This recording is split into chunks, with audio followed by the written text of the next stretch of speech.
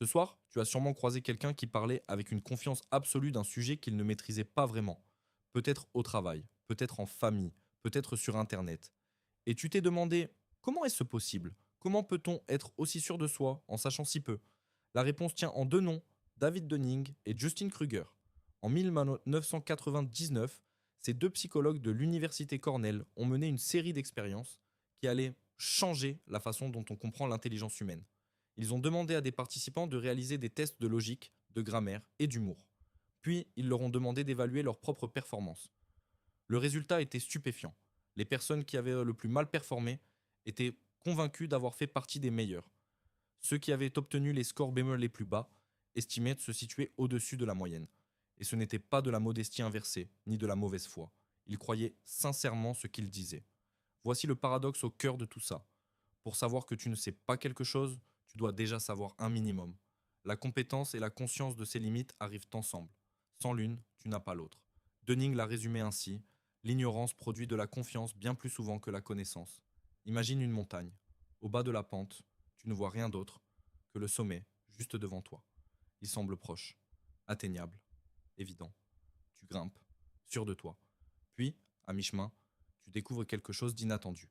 Tu réalises que la montagne est bien plus grande que tu ne le pensais, et que d'autres sommets s'étendent à l'infini derrière le premier. Ta confiance s'effondre. C'est ce que les chercheurs appellent à la vallée du désespoir. Le moment où la connaissance croissante révèle l'étendue réelle de ce que tu ignores encore. Les experts traversent tous cette vallée. Les débutants, eux, ne la voient jamais. Charles Darwin l'avait pressenti bien avant Dunning et Kruger. Il écrivait dans sa correspondance que l'ignorance engendre plus fréquemment la confiance que la connaissance. Un homme qui sait à peine distinguer un chêne d'un hêtre peut affirmer avec conviction que la forêt n'a aucun secret pour lui. Un botaniste, lui, hésitera à chaque pas. Ce mécanisme n'est pas une anomalie, c'est une fonction. Ton cerveau est câblé pour agir, pas pour douter indéfiniment. Dans un environnement ancestral, hésiter trop longtemps pouvait te coûter la vie. La confiance, même injustifiée, avait une valeur de survie. Mais aujourd'hui, dans un monde complexe où les décisions ont des conséquences lointaines et ramifiées, ce biais devient dangereux. Il se glisse partout. Dans les réunions d'entreprise où celui qui parle le plus fort impose sa vision. Dans les débats politiques où la certitude remplace l'analyse. Dans les commentaires en ligne où chacun se croit expert après 10 minutes de lecture. Bertrand Russell le voyait déjà venir au siècle dernier. Il écrivait que le problème du monde, c'est que les imbéciles sont sûrs d'eux et les gens intelligents pleins de doutes. Ce n'était pas de la provocation, c'était de l'observation. Alors, que faire avec ça? La première étape est contre-intuitive. Chercher activement à être contredit.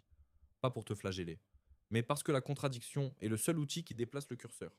Les personnes qui progressent le plus vite ne sont pas celles qui accumulent des certitudes, mais celles qui traquent dans leurs angles morts. La deuxième étape, remarquer ta propre confiance. Quand tu te sens particulièrement sûr de quelque chose, c'est précisément le moment de poser des questions. Pas par fausse modestie, par méthode. L'étude originale de Dunning et Kruger a été répliquée des dizaines de fois dans des dizaines de cultures différentes. Le biais est universel. Il ne discrimine ni par l'âge, ni par le niveau d'éducation, ni par l'intelligence générale. Tu n'y échappes pas. Moi non plus. La vraie différence entre un expert et un débutant n'est pas la quantité de ce qu'ils savent. C'est la précision avec laquelle ils cartographient ce qu'ils ignorent. L'expert sait exactement où finit sa compétence. Le débutant, lui, ne voit même pas la frontière. Alors ce soir, quand tu croiseras quelqu'un qui parle avec une confiance absolue d'un sujet qu'il ne maîtrise pas vraiment, tu sauras ce qui se passe dans sa tête. Et si tu es honnête avec toi-même, tu reconnaîtras peut-être aussi quelques zones de ta propre carte où tu as tracé des certitudes un peu trop vite. Ce n'est pas une faiblesse. C'est exactement le moment où tu commences vraiment à apprendre.